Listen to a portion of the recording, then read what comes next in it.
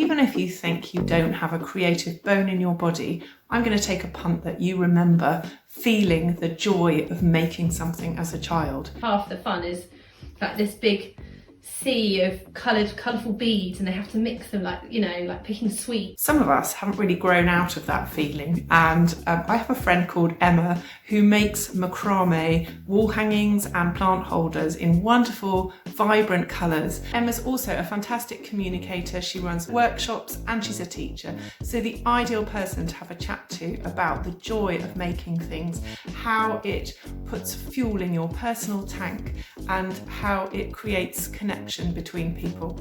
Occasionally I get somebody who they see they're involved in the portrait process and something clicks and they think, maybe I could do that. And I totally say, yes, you could. So we started talking about our process and what it is we love about the actual act of making something. I love knotting. I love creating new pieces. Yeah. It might be a plant hanger, it might be a wall hanging. Yes, yeah. Just think about other things whilst using your hands to knot. It's just a lovely process, and it's just very therapeutic. And I think I've got a lot of energy and find it quite hard to relax in general, which is why yoga's not working. It's not very spiritual as a person, let's just put it that way. And so making something where I get this drive to get it finished and see what it looks like whilst enjoying the process, I've just got to do it. Yeah. It's like a need. So you're on, and this is very much how I feel when I sit down and I do a drawing or something.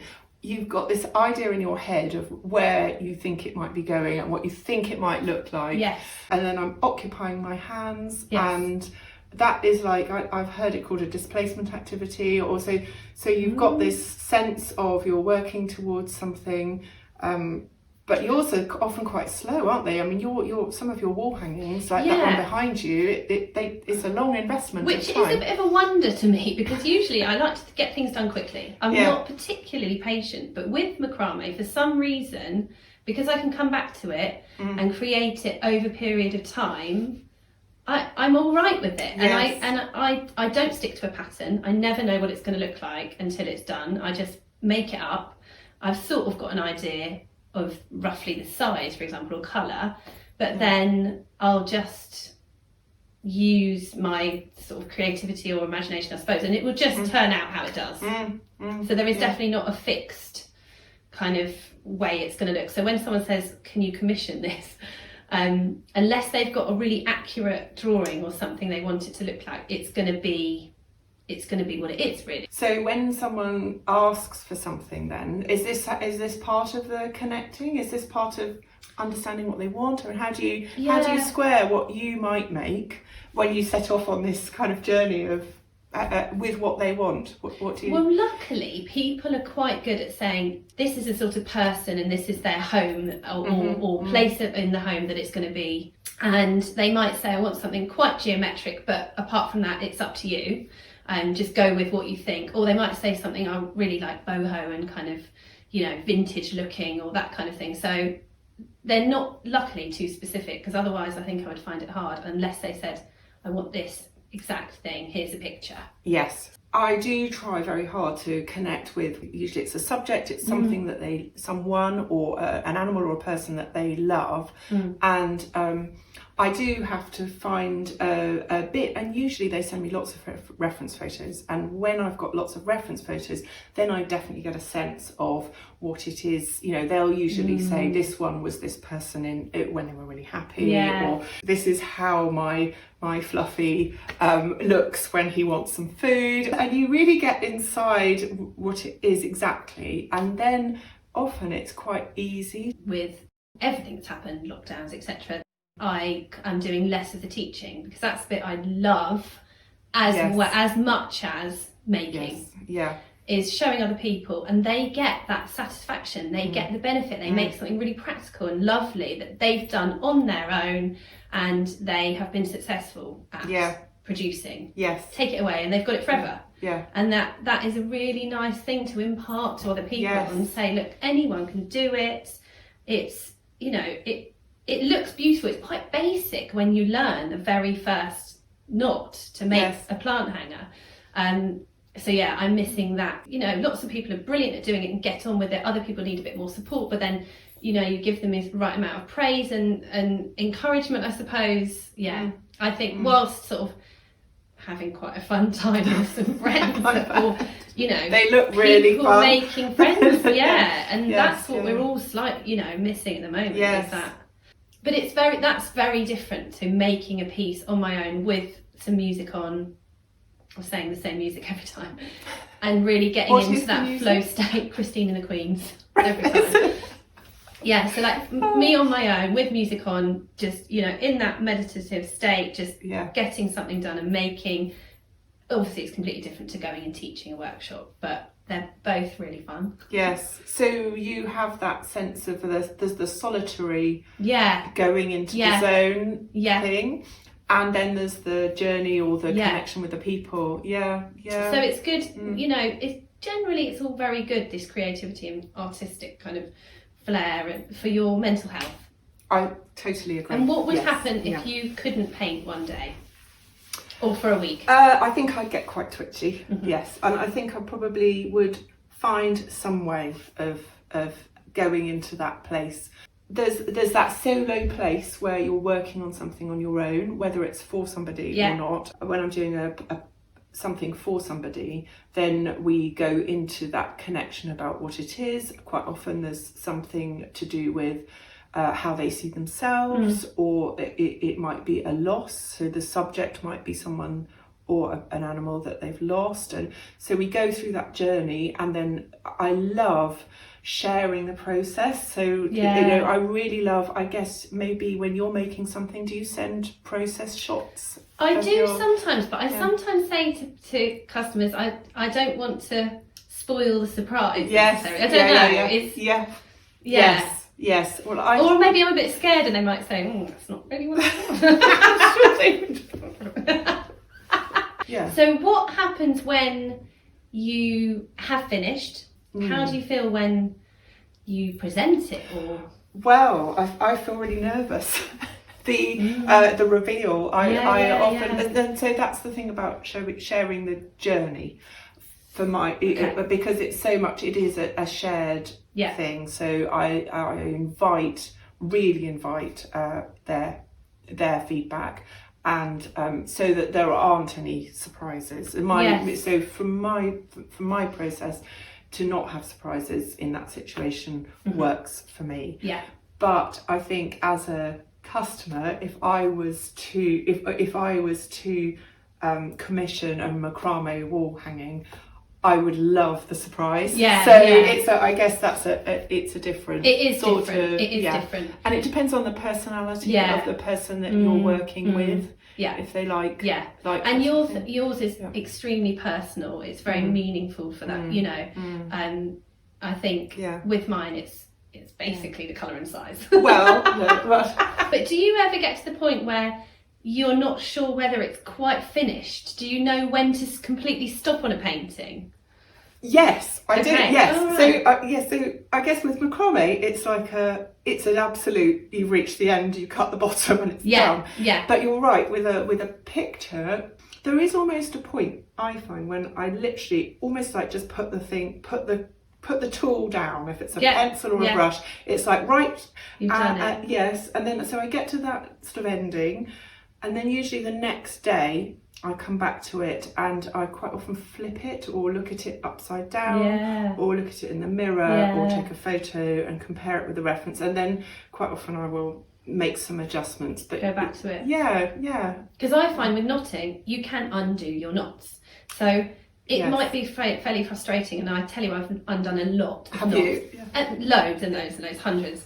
But at least you can, if I stand back and look at it and I think, that's not quite right, it's not the shape, or it's too much, and then I can undo it and do it again. Yes. So I can imagine it's more difficult when you do something you think, I made that mistake, and it's harder to rectify in a way. Or yes. Well, you have your friend the rubber. Yeah. So, but sometimes I have a bit of a love-hate relationship with the rubber, and that's one of the nice things about using ink is there isn't that option, and then it does put you into a slightly different mental state. Yeah. And I think it's a bit like when you're on stage, you get that kind of hyper alert, you know, if you're doing a speech or something that's kind of focused. And I try and teach my kids to use nervous energy to channel that into focus. If you ditch the rubber and use, especially if you're using something like ink, then you have to be super focused. It's a bit like fear being really close to excitement.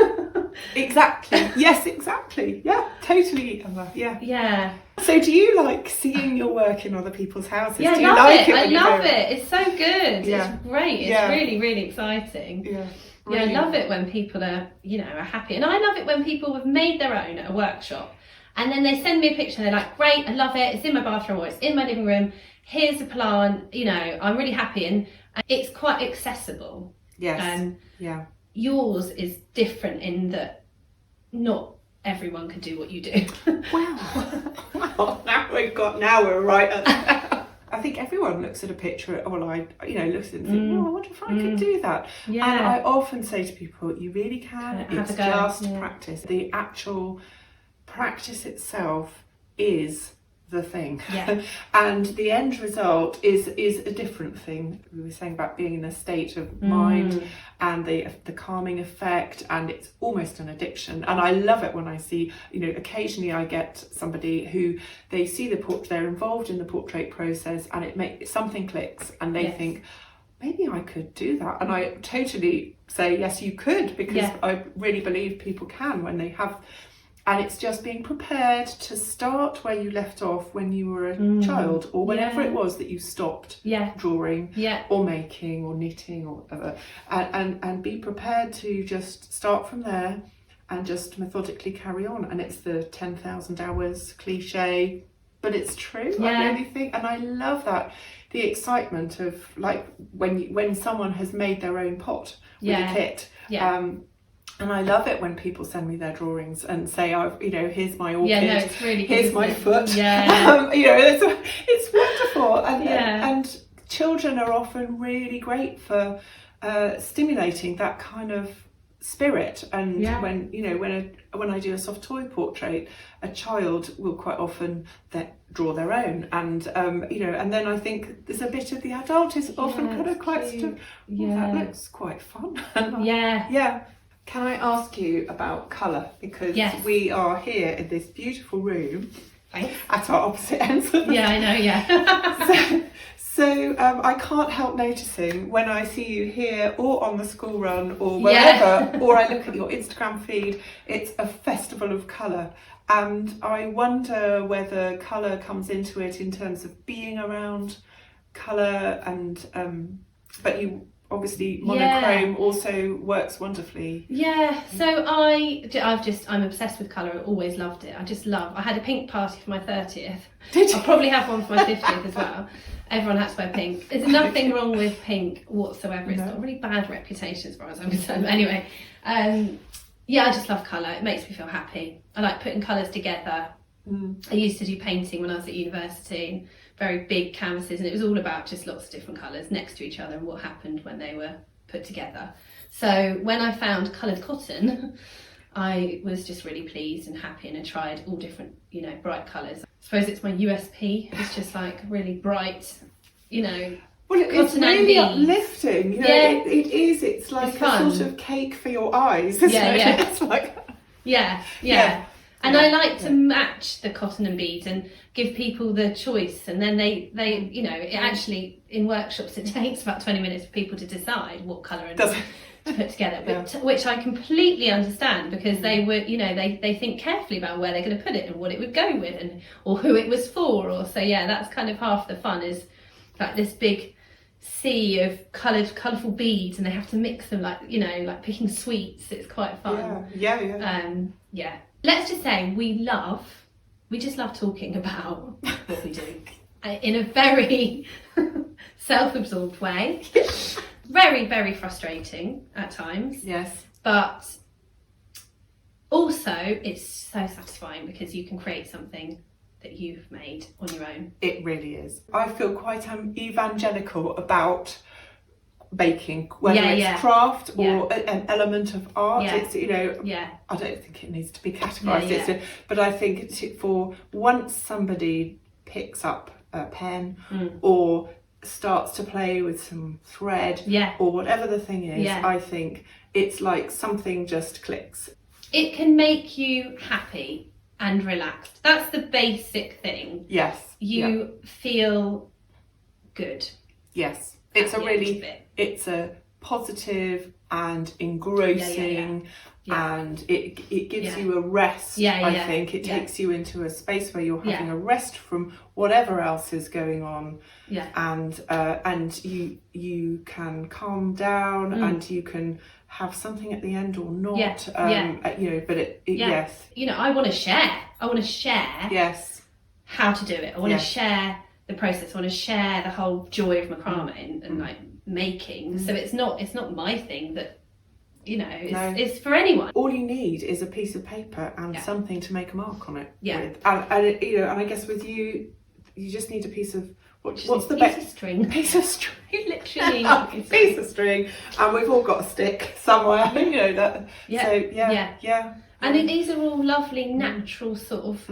You know, things, aren't they? Like I like the fact that I'm using cotton and wood. I'm not using anything you know, you're using a lovely natural paper and pen and ink, and you're just touching nice things. Whether it's and also that whole thing of using your fingers, using your hands, using you know, to instead of just typing at a keyboard, you're shaping things or you know, I don't know about you with using, but you know, using your arm and your shoulder.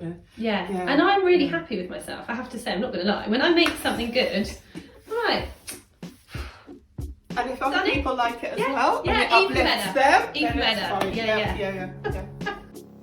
So I hope that between Emma and myself, we've convinced you to pick up that pencil, that brush, that piece of string, that spade, whatever it is that floats your boat, and go and create something, because you're worth it. If you want to see more videos, please subscribe to this channel so you can catch the new ones when they come out. For information on my shop and commissions, check my website, and I post daily work and stories on Instagram. And if you want to watch a video straight away, check this one out. I really appreciate your support. See you soon.